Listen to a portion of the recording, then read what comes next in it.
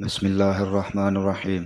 حضرت عبد الرحمن بن عوف رضی اللہ عنہ سے روایت ہے، وہ کہتے ہیں کہ جب ہم مدینہ آئے تو رسول اللہ صلی اللہ علیہ وآلہ وسلم نے میرے اور سعد بن ربیع انصاری کے درمیان بھائی چارہ کرا دیا۔ سعد بن ربیع رضی اللہ عنہ نے کہا کہ میں انصار کے سب سے زیادہ مالدار لوگوں میں سے ہوں، اس لیے اپنا آدھا مال میں آپ کو دیتا ہوں، اور آپ خود دیکھ لیں کہ میری دو بیویوں میں سے آپ رضی اللہ عنہ کو کون زیادہ پسند ہے، میں آپ کے لیے انہیں اپنے سے الگ کر دوں گا، یعنی طلاق دے دوں گا۔ جب ان کی عدت پوری ہو جائے تو آپ ان سے نکاح کر لیں۔ بیان کیا کہ اس پر عبد الرحمن رضی اللہ عنہ نے فرمایا، مجھے ان کی ضرورت نہیں، کیا یہاں کوئی بازار ہے جہاں کاروبار ہوتا ہو؟ سعد رضی اللہ عنہ نے 100 کے کنوقا کا نام لیا۔ بیان کیا کہ جب صبح ہوئی تو عبد الرحمن رضی اللہ عنہ پنیر اور گھی لائے۔ راوی نے بیان کیا پھر وہ تجارت کے لیے بازار آنے جانے لگے۔ کچھ دنوں کے بعد ایک دن وہ رسول اللہ صلی اللہ علیہ وآلہ وسلم کی خدمت میں حاضر ہوئے تو زرد رنگ کا نشان یعنی کپڑے یا جسم پر تھا۔ رسول اللہ صلی اللہ علیہ وآلہ وسلم نے دریافت فرمایا، کیا تم نے شادی کر لی ہے؟ انہوں نے کہا ہاں۔ آپ صلی اللہ علیہ وآلہ وسلم نے دریافت فرمایا کہ کس سے؟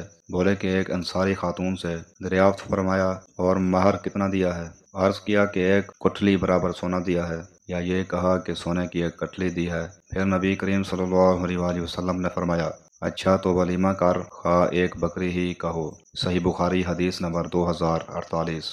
ابو ہریرہ رضی اللہ عنہ تو رسول اللہ صلی اللہ علیہ وآلہ وسلم کی احادیث بہت زیادہ بیان کرتا ہے، اور یہ بھی کہتے ہو کہ مہاجرین و انصار ابو ہریرہ رضی اللہ عنہ کی طرح کیوں حدیث نہیں بیان کرتے؟ اصل وجہ یہ ہے کہ میرے بھائی مہاجرین بازار کی خرید و فروخت میں مشغول رہا کرتے تھے، اور میں اپنا پیٹ بھرنے کے بعد پھر برابر رسول اللہ صلی اللہ علیہ وآلہ وسلم کی خدمت میں حاضر رہتا، اس لیے جب یہ بھائی غیر حاضر ہوتے تو میں اس وقت بھی حاضر رہتا، اور میں وہ باتیں آپ سے سن کر یاد کر لیتا جسے ان حضرات کو اپنے کاروبار کی مشغولیت کی وجہ سے یا تو سننے کا موقع نہیں ملتا تھا یا وہ بھول جایا کرتے تھے۔ اسی طرح میرے بھائی انصار اپنے اموال، کھیتوں اور باغوں میں مشغول رہتے، لیکن میں صفہ میں مقیم مسکینوں میں سے ایک مسکین آدمی تھا۔ جب یہ حضرات انصار بھولتے تو میں اسے یاد رکھتا۔ ایک مرتبہ رسول اللہ صلی اللہ علیہ وآلہ وسلم نے ایک حدیث بیان کرتے ہوئے فرمایا تھا کہ جو کوئی اپنا کپڑا پھیلائے اور اس وقت تک پھیلائے رکھے جب تک اپنی یہ گفتگو نہ پوری کر لوں، پھر جب میری گفتگو پوری ہو جائے تو اس کپڑے کو سمیٹ لے، تو وہ میری باتوں کو اپنے دل و دماغ میں ہمیشہ یاد رکھے گا۔